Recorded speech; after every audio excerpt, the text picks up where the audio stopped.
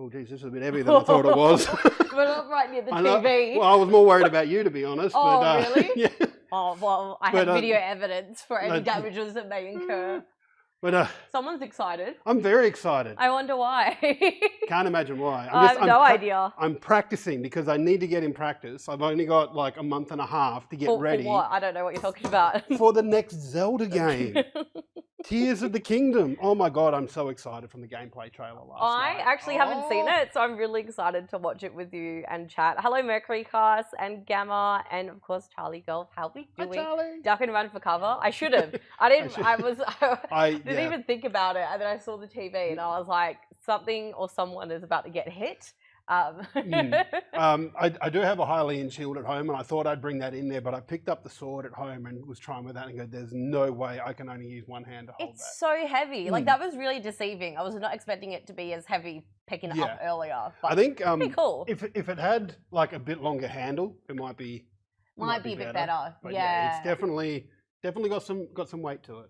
Yeah, that's so cool. And where'd you say you got it? Like, I bought it from, it was Comic Con or Supernova here, from one of the sword sellers. That's cool. At the event. So it was very cool. And hello, White Monkey. How you going there? Hello, everybody. Hello, a special hello to all our Patreons there that are supporting us for our Patreon. I had another word there. And then thanks. Forgoer, that's the one. So if you're in chat, you can do !support to join our Patreon. You get a whole heap of stuff. And one of those things is a monthly prize draw, which is being drawn tonight. We have this lovely Crown Zenith box of Pokemon cards.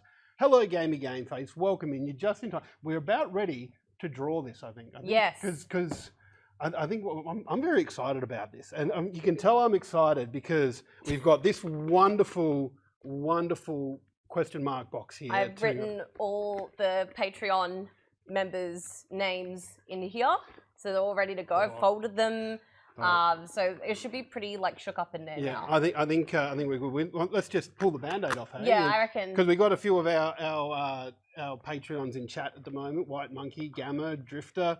Maybe someone in the chat should tell me when to stop moving my hand. Yeah. Because someone's got to yell stop. Stop. Stop? Yep. Let's go. Hold on. I've lost it. That's a tag. Oh, no. That's a tag. Hold on. Oh, wait. I've got something. Wait. No, I dropped it. I got it. All right.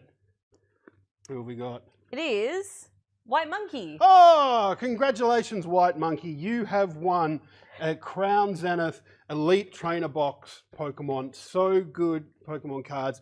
We will send you a DM in the Discord to get your address and... I love that I pointed this towards the camera, like you can see my little writing on this little piece of paper. But awesome, there we go. So congratulations. These Elite Trainer boxes are really, really cool. And you know what? We'll put that back in here because we could save these for next month, month's draw. Yes. And by the way, we already have next month's prize as well. We do. So... Let's keep this down here and we'll put that down here. And I think I'm going to have to go behind the lounge because it's big and we had to hide it from view. Should we do one at a time? A quick what, sorry? A one at a time. A one at a time? Oh, okay. Let's do that. So, if you're watching last week, you would have seen Pete announce that we do have some Lego that we were going to give away. But now you get to see what sets that we've got. And we have... Mario Lego starter kit. The starter course you need for any of like the expansions and stuff they've brought out for this. Don't ask me how I know. I just know. I know how I know because I have them all. Maybe some people. Oh, you do have them. I have them. I have all. I think there's only like one or two of the original sets that I'm missing just because I couldn't find them, and I try to get on them as quick as I can. But so that's one of the sets.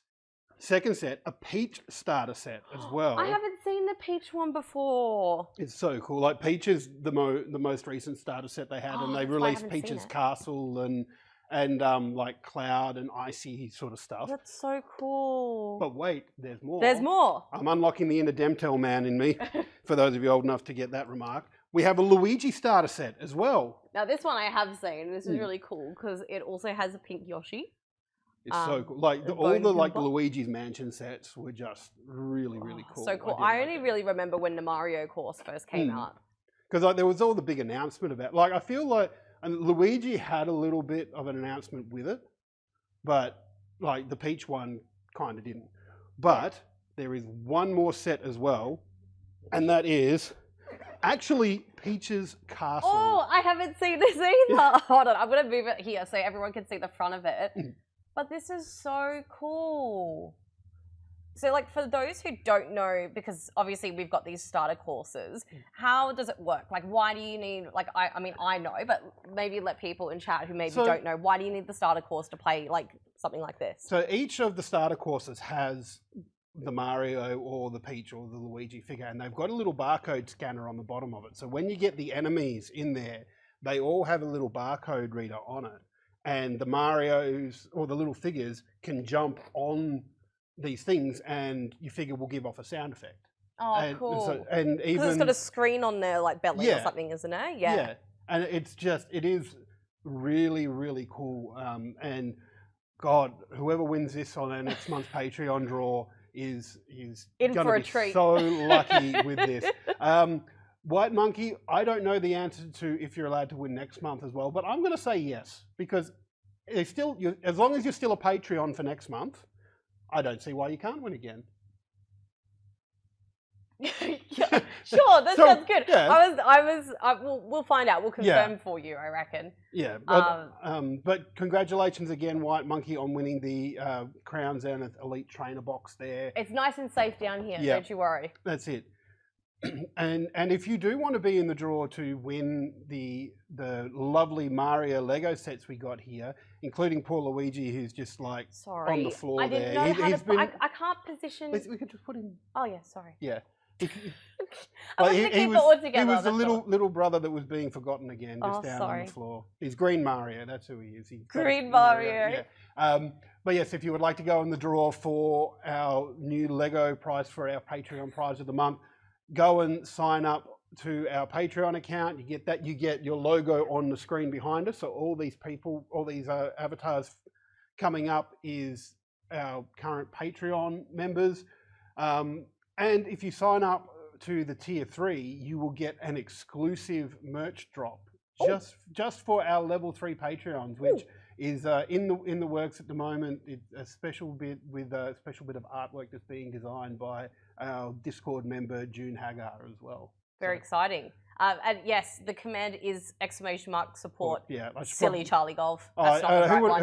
Who would have thought that a command for Patreon would be support instead of Patreon? You know? Should blame the person that made that command. I'm being accused of squishing the Luigi box. Why would I ever do that? So they are a little bit squished, and not this one.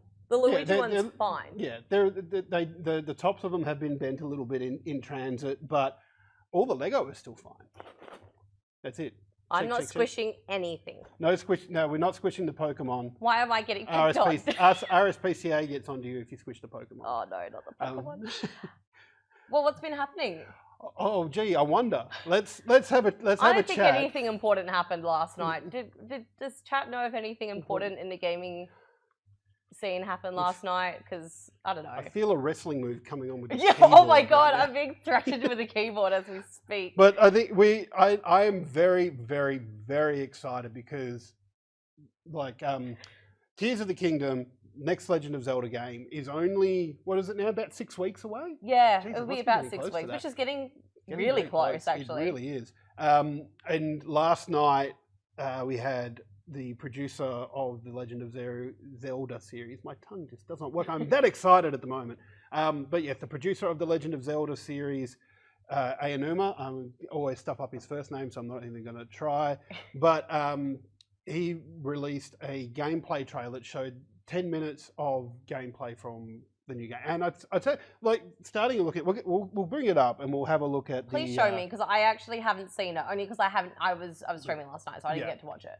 But it is so good. So if you have a look at it, and if you've played the game before, you were having a look at it. The field looks a little bit different, but... Did you have a ride before? Yeah, you had a horse before. See, I haven't really played the first one, so... Yeah, so the horse was there, but one of the new things is the Sky Islands. So we are seeing them now, seeing the Sky Islands. one of the more interesting things you'll see coming up soon is this new ability called Recall. And what excites me about this and all these new abilities is because we were talking before the show about how the Breath of the Wild engine was just magnificent, from things like how electricity conducts. There was a clip I saw of someone in I think it was Varnaboris, the divine beast in the desert, and there was an electricity puzzle in there where you need to get 2 electrical balls and put them in their sockets. Well, he's lost one of the balls, it's gone over the edge, gone, yeeted, see you later. But he's laid down metal weapons from the other magnetic ball to the other slot it's supposed to go in, and it's worked. So, that's awesome. Like that level of detail that's gone into it is really cool. And I feel like looking at the video from last night, it's got me really excited because so much of what Tears of the Kingdom looks like is they've added to that engine with stuff that combines. So, and by that I mean you can combine weapons with other things. Oh, cool. You can build vehicles pretty much in this now. So that was one thing that a lot of people looked at in the last trailer, where there was a vehicle that Link was riding, and now we see that you actually build that yourself in game. Okay, that's cool. So is the UI pretty similar to the first one from what you can see here? Is there any like noticeable differences? There is a little bit of a difference. You can't really see it at the moment because of how much detail is on the mini map. But it has like your XYZ coordinates on there, which the other one you actually had to go into the map to see. Oh, okay. So all right, you've got it on the screen now. Yeah, cool. And there's other little bits and pieces, like you obviously don't have the Sheikah slate anymore. Wait, is that something to do with the first game? Or? Yeah. So that Sheikah slate is you can say it. It's been long enough. It's I'm trying to think of the right way to say it, but it's basically just your tool. It looks like a mini switch, and it has your map on it, and controls all your abilities that you get too. But he doesn't need it in this one now. No, so so the UI has changed a little bit from that. But this footage that if you're watching live now on twitch.tv/GameOnOz, he's got a leaf, a branch that he's been using to fight with. And if you know anything about Breath of the Wild, it's got a weapon durability system. And a tree branch is one of the worst things you can get. But he has just combined it with a rock and increased its durability and increased its attack. So this is what I was saying about how they've built this engine to combine things now. So that this fusibility for the weapons. Now he's whacking it with the tree branch. Man, the strength that tree branch has, the faith it has in that rock to not keep it from snapping, I'm impressed. But it goes a bit further than that, and a bit further on in the video you see that he combines this big long stick with a pitchfork and just creates this stupidly long weapon to use as well. That's cool. And also he goes on to combine arrows with like ice chews. Yeah, that's the big long weapon. Oh my God. So he combined it with a pitchfork, and so he's basically taped the pitchfork onto the end of the big stick that he's got, and it's ridiculously big. Oh, look at the range on that thing. It's crazy. And so once again, if you're looking at the video now, you're looking at fusing arrows with various monster parts and whatnot. So like there's white chew jelly, which is like little blobby things you kill. You'll get those and you pick them up. And you can use it in your attacks. Yeah, so you can fuse it to your arrows. And that particular one freezes enemies. That's so cool. And there's one about to come up that fuses an arrow with an eye that you get from killing bats. Yeah. And it homes in on enemies. Oh. So that was one of the big things that people were wondering in the last trailer, because that got shown happening in the last trailer, but didn't know that this fusibility was involved in doing it. And it's just... Oh, is this what they're going to show now? Yeah. So to combine it with the Keith's eyeball, and all of a sudden, bang, it just goes off. Oh, that's so good. But one thing that I want to show off before we go too far is this building mechanic. So that's a little bit too far. So in the video, they talk about seeing there's this big thing of water you got to get across. Link doesn't have enough stamina to get there. Yeah. And there's this ability called Ultra Hand, which you can stick stuff together with. So in the video, you'll see him build a raft and put 2 fans on the back as engines. And just this whole thing about building stuff and sticking stuff together, it just has me very excited for what you can do in it. That's really cool. Yeah. And I'm like, maybe this is the older sibling mindset coming in here. But I feel like for young gamers, like for kids, that problem solving aspect, well, I mean, God, I'm 25. That problem solving aspect is going to be really, really fun to muck around with, because I guess the possibilities are somewhat endless in terms of what you can create. I think that's really, really cool, because in my mind, obviously, I haven't really played the first one. I thought this was just going to be just more of the same. But I'm actually really impressed with the level of detail they've gone into to really give you more control over, I guess, like, you know, your weapons and the way that you maneuver throughout the map. I think that's really, really cool. Oh yeah, it is amazingly cool. And just seeing what people will be able to come up with in this. And you know what, I reckon the idea for this came from, in Breath of the Wild, you can get balloons that you can attach to stuff. And so I reckon Nintendo have seen people doing that and gone, you know what, we could just build a whole game around this. Yeah, and just give them free reign. Yeah, that's it. And it's extremely exciting, and it's just made me want the game that's even so more. Clever. There is one more ability, and got shown off in the trailer, the original trailer a little bit, called Ascend. So basically, if you've got something that has a ceiling, you can dive through the ceiling. So that's what's happening now, and he's come out the top. So yeah, anywhere that has a ceiling, you can just go straight up through it. Okay, that's interesting. Why? Like what? Like in what? Like, I think I genuinely want to know in what instances. I mean, obviously, apart from like in the very little part of what I played of Breath of the Wild, one of my worst enemies was climbing up the side of a mountain and not being able to have the energy to make it to the top. I think this is to help. Yeah, I think that's in response to that, and particularly when it starts raining and the surfaces become slippery. So I think that's a little bit about that. But it also, like, thinking about Breath of the Wild, there isn't really that many caves. So I think that they're like caves with a purpose, you reckon? Yeah, I reckon that's what it'll be. It'll be caves with a purpose and maybe a shortcut to be able to get up. But I'm also kind of anticipating, like, there'll be a big outcropping and you have to go up in a certain spot and you'll hit like an inside grotto type thing that you can only access. I reckon that'll be fun. There'll be like secret like sections within. Yeah. Is that what you're thinking? That's what I'm thinking, and I'm very excited. Like, oh my god, I was already thinking about booking the day off when this came out, but now I'm just going to book the week off. Oh, really? The week after, and like I'll have hockey on the Saturday. It's just like no hockey. I'm playing Zelda. Thanks. Sick. Yeah. But that you've all done it. Like, don't shake your head at us. Yeah. I have never done it, and if work asks me, that is my line, and I am sticking to it. White Monkey's like, no way you can survive that fall that he just had.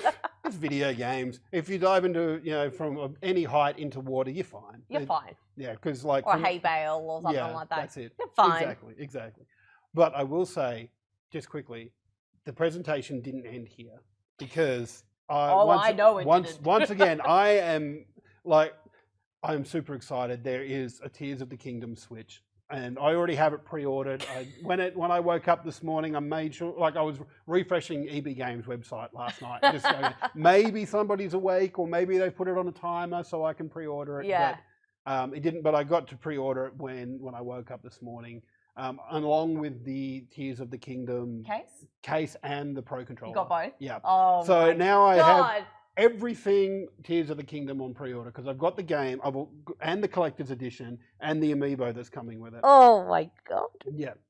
Oh my god! I'm gonna be out so much money come 12th of May. Oh yeah, look, I totally understand where you're coming from there. After we'll talk about it later, but after the Resident Evil 4 collectors, which I have some thoughts and feelings about, but we'll get to that later. Yeah. I saw this and I was like, this is a really good looking Switch console. I swear though, at some point earlier in the year or last year, I posed the question to you about if they did it. I know. If they did a special, I've got to go through the archives. I remember saying to you, if they did one, would you do it? And you were like, No, there's no point. But I am a man of many different tastes and varied opinions, and I am allowed to change my mind when I want to. That's fair. I think I saw your screenshots on Twitter, and I was like, God damn it! I was like, he only went and did it. He only went and did it. Yeah. Oh, so good. But yes, no, very much looking forward to that, and very much looking forward to playing. I'm going to call Breath of the Wild 2. No, don't worry. I've still been doing that. Like, it's been long enough. I need to stop calling it Breath of the Wild 2. But well, and you know the funny thing, Nintendo never called it Breath of the Wild 2. They called it the sequel to Breath of the Wild. Yeah, because they knew from the else beginning. Just called it Breath of the Wild 2. That's right. BOTW2. And just by the way, White Monkey, I have plenty of willpower. It's the won't power I don't have. The won't power. Yeah. Before we get into our next thing, I'm going to quickly fact check something that's up there, but you can go ahead and do what you're doing. I don't want you to think I'm just texting and going, I'm going, oh my God, Jim, guess what Jim did? Jim did blah, blah, blah. Jim got the collector's edition. What a silly goose. Oh my God, what a liar. Cancelled. I don't feel peer pressure. I will do what I do, and there's nothing anybody can do to stop me. Just ask my parents. But yeah, no, super excited about it. I can't wait to see the collector's edition as well. And it's funny because the Switch model actually got leaked back in February, and like when I was Google searching stuff to do a bit of research about it, the article came up that said, oh yeah, cool, yeah, this was leaked back in February, because there was a reasonable leak of some stuff. Like, yes, I feel like I remember mentioning it too, about the OLED maybe way back at some point, and you were like, nah. White Monkey, no, it is not. It is mine, and you cannot have it. It is not going to be the Patreon prize. Patreon prize. You heard it first. No, definitely not. It's going in my collection of Legend of Zelda stuff. Like, I've got the boxes aren't the best, but I've got like boxed copies of Zelda 1 and 2 on the Nintendo, and I've got. I think my pride and joy is I have an NTSC copy of Four Swords Adventure on the GameCube. So that was one where it made use of the link cable to the Game Boy Advance. So and when you went down into tunnels on the game, it moved to the Game Boy Advance screen, which was really cool because that was the Four Swords series is the multiplayer Zelda. Yeah. So it was really cool. Sometimes you'd be on the TV, sometimes you'd be on the little handheld. It's so good, so good. But also I have a GameCube copy of Twilight Princess because that came out at the end of the GameCube, beginning of the Wii. It launched on the Wii, so most people got it on the Wii because in the waggle controls, it was a novel thing to do that. To have it and to be able to use it. Yeah, but yeah, and then when nobody really bought it on the GameCube, so that's a hard one to find sometimes. And I am very happy to have a copy there. How'd your fact checking go? It's true. Oh wow! So we're going to move on to our next news story because this is what we were fact checking. Originally, it started I think yesterday. Ubisoft announced that they'd pulled out of E3. Yep. Which honestly, I'm not all that surprised, and it's not as if they're not doing something around it because I think E3 goes the 12th to the 16th of July, June or July, and Ubisoft are doing a Ubisoft Forward on the 11th. Yeah. So they're doing something around there, just not at E3. Yeah. Yeah, E3 0.3. You're right there, Charlie. But it's. Then we heard today that Sega has also pulled out, and as we were talking here. The lovely Charlie Golf up the back here has written on our whiteboard and now confirmed by Stormie, Devolver have pulled out of E3. And to me, that's a big blow. Yeah, they said they'll be at the Summer Games Fest, but they won't be at E3, which is, look, we were talking about this briefly. We've talked about it briefly before. I don't mind them doing their own things or being part of Summer Games Fest or having State of Play or having their own stuff. But like, what's E3 now? It's nothing. It's really and look, my opinion on things like those expos that you go to and you see all the games. Really, I think at the moment they only really suit indie devs because the big companies that have the marketing budget to do their own thing and they'll do their forwards, they'll do their directs, they'll do their state of plays, and whatever the Xbox one's called. I can't remember that. I feel like it's the Xbox Game Showcase or something like that. I'm going to look it up because that's going to annoy me. I've been thinking about that for an hour. But they've got the resources to do that, and they've got the resources to send people to places. And for them as well, it means that they can make a highly curated thing. Like, I'll never forget, we've got Shigeru Miyamoto on stage presenting Skyward Sword because you needed the Wii Motion Plus, which was like an upgraded motion sensor. I remember that Wii Motion Plus. Yeah. Well, Shigeru Miyamoto couldn't get it working properly. And this is the tech demo to show everybody that this is easy. Anybody can do it.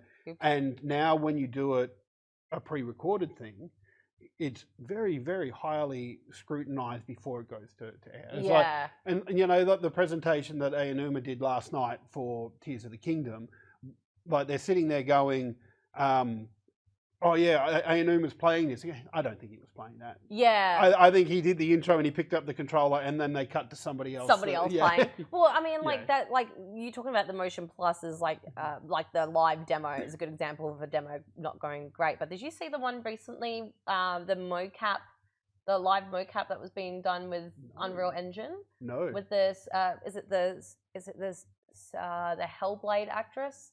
It was for the next Hellblade. Yeah, it was incredible. It was done live on stage, and like they literally used like an iPhone or something to capture her performance, and within like 2 minutes, not even, they had like a full like CGI. That is cool, and it was really good. I don't know if anyone else has seen that, but that's like an example of like a live demo done right. Yeah, it's very cool and very scary because I look at that from a security point of view, and then you think about deep fakes, and if you've got enough of somebody's face there, and all of a sudden you're basically translating somebody else in real time to be them, that's a little scary for me. Yeah. But anyway, it's cool tech. But it's cool. It's cool tech. That's cool. If used in the right way, and I think that's probably where some of these bigger companies look at it and go, well, if we can do that and not have to worry about doing these big shows where something could go wrong, let's do something where we know that nothing's going to go wrong. For them, I think that's a much bigger... and just have it heavily curated and like edited that way. Exactly. Yeah, I mean, obviously it makes for that smoother presentation, but then I feel like in general as viewers, we're kind of wary of, you know, this is just a demo, you know, a demo of their choosing of how they present it. You know what I mean?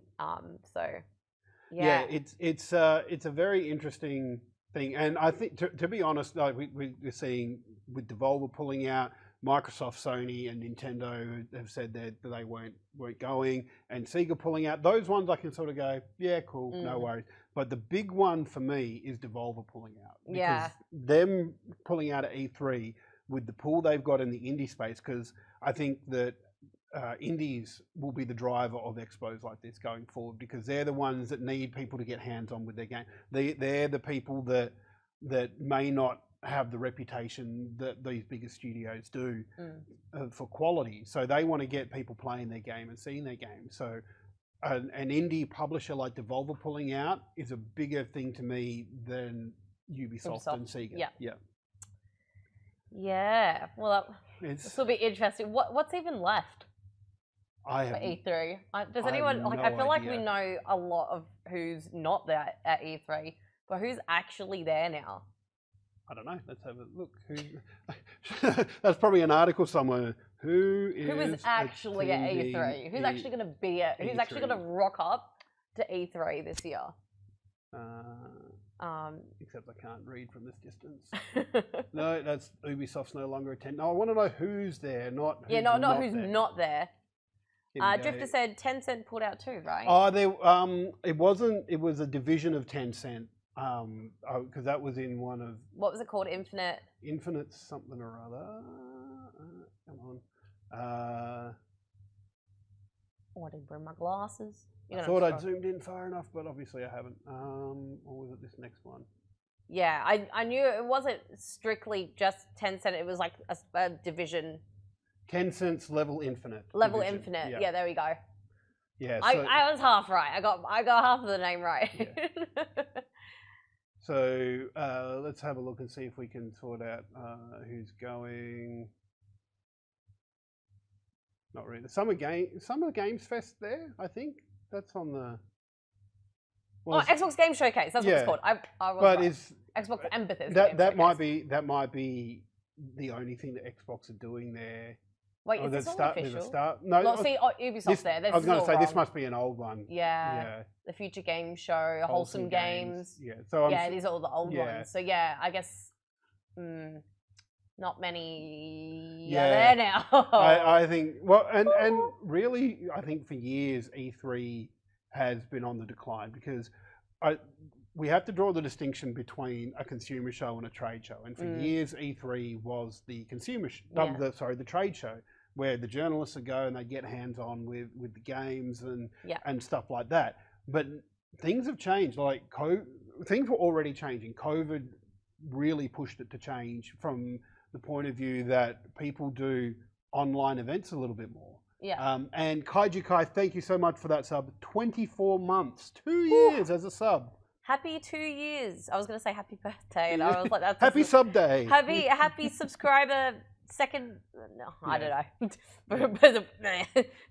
Anyway, yeah, but things were already moving digitally, and then COVID pushed it a lot digitally, and we've worked out that places have worked out that they don't need to go to events to do it, and it's going to be the consumer events like the PAXs that keep going because they've worked out a long time ago that it's what people want to see, and it's not just games, which games are great, but they want to see their friends. They want the panels. They want the physical presence. Yeah, they want the esports tournaments that are there. So I think that they've worked out that gaming is a section of what they're doing, but they've got so much more that they're doing. Yeah. That they've latched onto that. So I think it's going to be very hard for E3 to come through with it, and poor old Reed Pop there that are left holding the bag organising it. It's not going to be pleasant for them. I guess we'll just wait and see what other news comes out of E3. Yeah, exactly. If there is any news left to come out of E3. Well, it'll be interesting because it's still a couple of months off. Yeah, it's June, right? Yeah, so that's probably why we're hearing this now because the deadlines are looming for. We're almost in April, so. Yeah, that's why, because it's all deadlines hitting up and people are going, no, we don't really want to go. But like I said, Devolver pulling out of that's huge. It's not going to be good. Not going to be good for E3. But you know what is good? Aussie Broadband. Aussie Broadband's very good. Yeah, they are very, very good, and I cannot wait to see what you're playing tonight for bloody good game of the week. And yes, I wish I could show you. I'm kind of hoping because it's so. All right, so we have the game here, and it's been installing while we've been talking on the Xbox. Now it's just ready to start. Can you? No, it's not letting me go down. So give me 2 seconds. Okay. And let me. No? It's sorry, Kai. It's not The Last of Us. Also, how is The Last of Us? So, before we get into the bloody good game of the week, has anyone been playing The Last of Us on PC? Because I don't know about you, Jim, but I've heard some very questionable stuff about how that's running. Yes, I have heard some not good things as well. Okay, for some reason my Xbox. Oh, okay, it's settled now. It's have not heard some good things about that. About The Last of Us Part 1 coming out on PC. And look, the game that we want to play is saying ready to start, but it is not starting. You know what? We might just have to talk about this. That's one, okay. Should we get it up on the screen? I think we will. So just give me a second. So do you want to do a bit of an intro about it? I don't think this will come as anyone's surprise as to what my bloody good game of the week is this week. For those who have been following my social media, I feel like this past week, it's all I've been talking about and haven't shut up about is the Resident Evil 4 remake, which I'm thoroughly enjoying. You're right, it is Resident Evil 4. I think,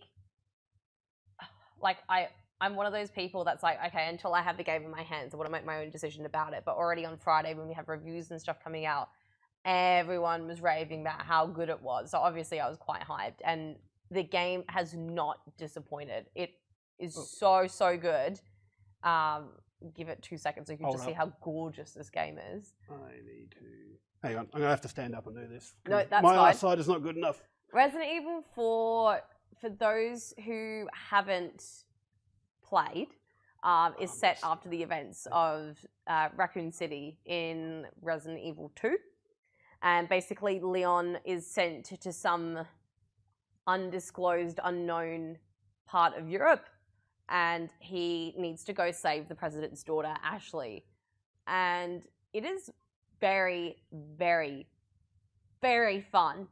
And I think what I really like about it, for those who are new to the franchise, if you enjoyed Resident Evil Village, I think you're going to really like this. Sorry, I just realised that I'm... right in the screen? Yeah, I'm right in the middle of everything. Give me 2 seconds. Come back. Yeah, I think if you liked Resident Evil Village and you liked that element of exploration and puzzle and things like that, I think you'll thoroughly enjoy Resident Evil 4. I don't really think you have to play the other ones to enjoy this one, but I, as someone who's played the original, watching some of like the old scenes or the old sections that I played and come to life in like a really fresh and modern way is so good. Because we've often had debates about remakes and remasters and things like that, and I've obviously like, I don't know, had my strong feelings about Resident Evil as a fan of the game. But I think what I really admire about the Resident Evil remakes is that they do go out of their way to fine-tune those things that maybe didn't work in the original and just kind of take them to the next level in a way that's modern. That's awesome. White Monkey said, James from another publication who's been an RE fan, hated the original 4 but loved the remake. James is actually one of my best friends. James is actually one of my best friends, and it's been really fun because like he's gone and speed run it on like professional level, which is crazy. And I don't think I'll ever get to that point because at this stage I think there's 16 chapters and I'm on chapter 8. Oh no, chapter 8 or 10? No, it's somewhere around there. I'm like about halfway or so through, and it's like still got a few good scares in there. There's some elements that I played last night. For those who don't know, I hate things that run at me. And if you don't like things that run at you, maybe just consider that before you pick up some sections of this game. Because I was about to have a heart attack. I may have not been here today. I was absolutely peeing my pants. But it's good. It's good because like what they've done as well is throughout the village, like there's different contracts you'll pick up, and like contracts are basically like little side missions, but they're very bite-sized and very achievable. So like while you're doing this big main story, you might have to find, it'll be like 10 blue medallions, and it might be hidden on a roof somewhere, or it might be hidden like in certain areas of a building. And it's actually not too hard to find them because they show them on your mini-map as well. So there's a bit of a guide. Yeah, so it's very achievable, and it's not like they're trying to test you to find them and you're not walking around aimlessly going, where are they? Like there's a good element of assistance there without it being hand-holdy, if that makes sense. Yeah, that's cool. Yeah. Yeah, so I think Charlie Golf has a very good point here. What about their fun mini-games? How are you liking their mini-games? Yeah. But, okay, so there's a bit of context to this. So in the game, you have a character called the Merchant, who's very similar to the Duke from Resident Evil 8. And basically, the Merchant is there to like sell you items. You can buy items from him, trade stuff, things like that. And with the Merchant also comes in certain sections of the game a mini game room, and it's basically like a shootout situation. It's kind of like when you're at like a fair, like a fun fair, and you'll have things pop up and you've got to shoot them as quickly as you can, get the best score possible, all of that kind of stuff. I don't often like to 100% stuff, but this little fun fair shootout situation that I found myself in last Friday night when I was streaming it, I ended up spending 40 minutes trying to 100% one level. You were there. Charlie Golf had already gone to bed. I think you were already sick of me persisting with it. And it was painful. It was painful. It was really tricky because like I could easily hit all the targets normally. But on some of the targets, you had the special skull icon, and you had to hit it directly on their body. Now, there was one bit, like, because obviously the pop-ups are coming, like the target's coming in different distances. There's one target that's right at the back and it flies across the screen really fast. And that one messed me up so many times. And it was literally the last one. And I was telling you before, I've been making a edit for YouTube of this particular section of the game. And it's just me swearing and missing and slowly starting to lose my mind. I'm picturing like a Yosemite sound. Rackin'. Yeah, that's basically what it is. And me like looking like I'm about to throw something, but trying not to throw something and compose myself. But yeah, like there's a good mix of action. They've kept in some like corny lines from Resident Evil 4. Leon! No, it's not that. Actually, you know what? In saying that, actually isn't as bad dialogue-wise. She's just annoying that she can't do anything and gets captured by all these enemies and stuff that are going around. That's really annoying. It's basically like part of it turns into like an escort mission. Escort missions, the bane of my existence. Yeah, and like because I mean she's the president's daughter and she doesn't fight or anything. She just gets picked up by the enemy and you hear her screaming at you to go get her and you're like, oh, and you're like, turn around the other way and you're like, oh, I'll get you. She's really annoying. But no, like there's a really iconic scene that's at the beginning of the game, which I wish we got through tonight, but I don't think we're going to be able to.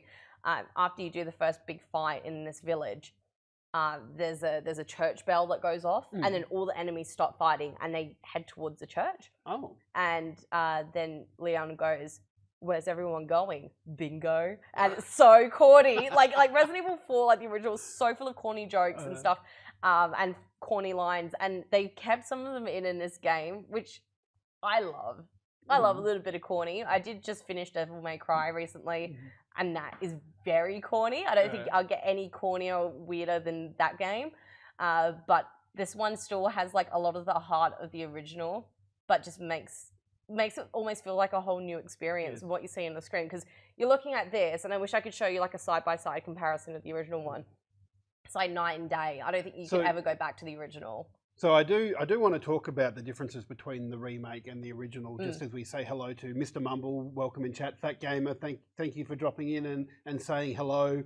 But yeah, I'm just curious because it's a remake. So how different is it? The puzzle's different. Is it like super different in the map layouts and stuff like that? Yeah, for the most part, like the very bare bones, I guess, of the game are the same in terms of. I would say, like, I've only played the original once, and it was a couple of years ago, so you're testing my memory a bit. A lot of the maps or certain sections look familiar, and actually, like, where I can go, oh yeah, this is the part where this happens, or something like that. But it's different enough that you feel like you're in a new environment because they have made some creative changes or differences to the style. So it doesn't feel like a carbon copy, I guess, of the original. Yeah, I feel if you need to make changes, otherwise it's just a graphical up-res. Well, I think that's why the Resident Evil remakes, well, particularly 2, not many people like 3, but I like it, and we'll leave it at that, otherwise we'll be here all night. But I think what Resident Evil remakes have done so well is the fact that they have been able to, again, like kind of keep the heart of the originals, but then not just be like a total duplicate of itself. And, you know, they've got Nick Apostolides, who played Leon in the Resident Evil 2 remake, back as this Leon, which I think is really, really cool. Just you know, for fans, I think it was just fun to see him back in that role, because a lot of people loved him in the 2 remake.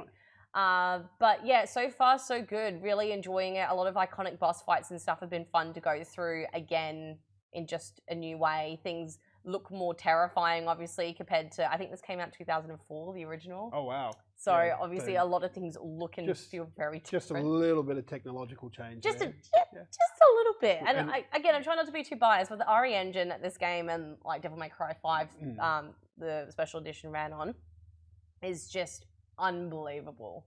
It's absolutely gorgeous. And again, I think if anyone's looking to pick up any Resident Evil game at some point, I think this one's definitely worth picking up, because you don't have to play the other ones to play this.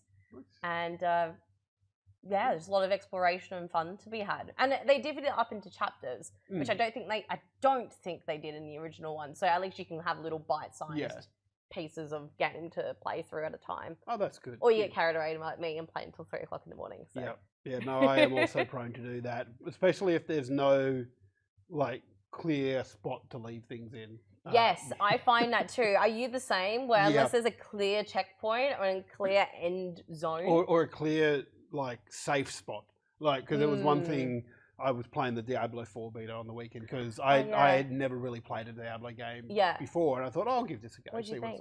I liked it. I was playing a necromancer, so I liked like summoning all my little skeletal buddies and let them do the fighting. So, but yeah, that I found with that, like I would go, all right, well, let's go through this area. It seems like a small area. Then it turned into a big area, and I was just like, well, I don't want to leave this until I get back to a town because I'm not sure how saving works in this and whether if I leave the game, if I'll end up back in this same spot or what.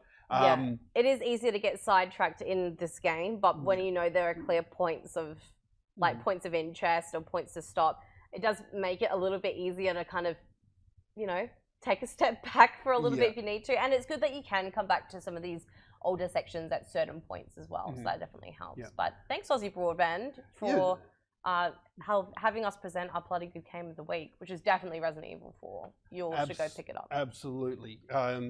So what platform are you playing it on? I'm playing on the Xbox Series X because I got the collector's edition. I vaguely mentioned that earlier. Unfortunately, the price of things in general have gone up. So I think I ended up paying like another $200 more for virtually the same thing that I got in Resident Evil Village Collector's Edition. In hindsight, oh no, I think I still would have bought it. I was hoping I'd say different. You're like me with my Zelda stuff. Well, look, you have your Zelda thing, and like I really wanted like an official Leon Resident Evil statue. The one I have now, I got as a gift from a friend, is great, but trying to get a hold of the official collector's edition statue from 2 is really, really expensive. So I've got the next closest thing. So I thought, look, if I can have an official Leon, I'm going to get them. Nice. And there's art book, steelbook case, all that stuff looks gorgeous. All the good stuff. All the goodies, and I can't wait to see all of your stuff. That you get, mate, I like no word of a lie. I'm even thinking of like picking up and coming here and doing like an unboxing video. Do it. I did that for the collector's edition RE4, and it's good fun, and you can kind of like show off the stuff because not everyone's going to be lucky enough to get to have one of those switches. Exactly. People love watching that stuff. Cool. So we're getting towards the end of the show, but Mr. Mumble did redeem some channel points here to talk about hobbies, and you know what? What is this redeem? I've actually never seen it. So it's kind of a holdover from when we used to do gaming streams on here. So it would be because Ghost is one of the Game On Oz stream team. So when we used to have people streaming different nights and playing games. But no, we've left it in. And I would like to talk about this because you may have seen here, and Mr. Mumble just said, yes, that's a lot of Mario right there. It is a lot of Mario. It's a lot of Mario Lego. So I'm going to talk about Lego because I absolutely adore Lego, and I have so much of the Mario stuff. It is so fun to play with, and just the way it is all goes together, and just you can make a course out of it. So that they come with like little long bits, like two wide, right, and you can just connect all the different bits together. Oh, nice! So you make like one.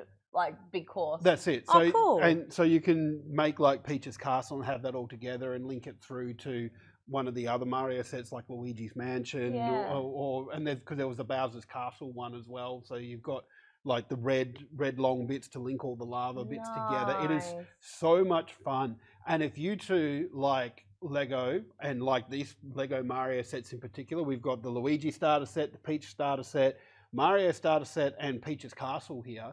You can win this because this is our next monthly prize draw for our Patreons here. So if you !support in chat, you'll get the link to join our Patreon. Sign up there and you'll go into the monthly prize draw with all our other Patreons. So many lovely, lovely people that have signed up for there. You can win this because tonight we did our first draw. White Monkey won our Pokemon Elite Trainer box.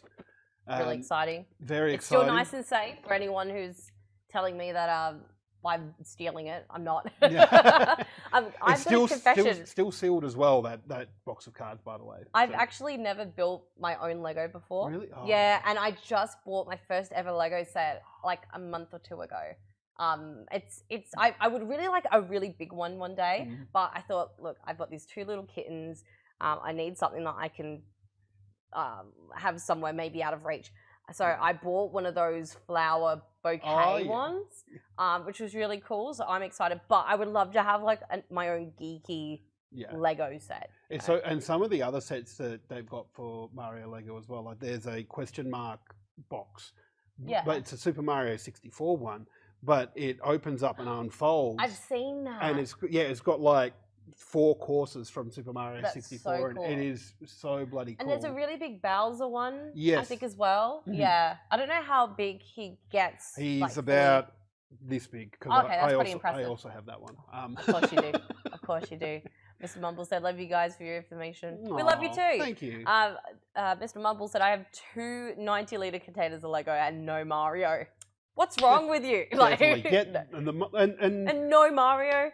And here's the thing about the Mario Lego too, though, because most Lego sets are sort of designed. You build them and they sit there, they're done. And that's it. They sit on the shelf. But these ones, they're designed to be played with. Like we mentioned earlier, the figures in these kits have a barcode reader on the bottom of it, so they you jump on things like the enemies in it. You'll see.